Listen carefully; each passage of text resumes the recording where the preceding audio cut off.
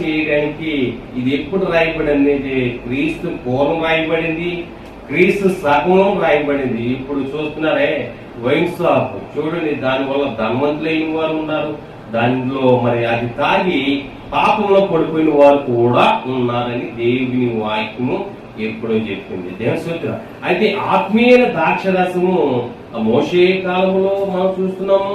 అలాగే ప్రభు కొత్త నిబంధనగా మనకు మంచిగా ఇచ్చాడు. అది ఆత్మీయమైన శరీరము, ఆయన రక్తము ద్రాక్షరసంగా మనకి ఇచ్చాడండి. దేవుని స్తోత్రం చెప్పండి. నువ్వు దాన్ని ఆ యొక్క పండ్లు నువ్వు మంచిగా ఆత్మీయంగా తీసుకుంటే నీకు శక్తినిస్తుంది.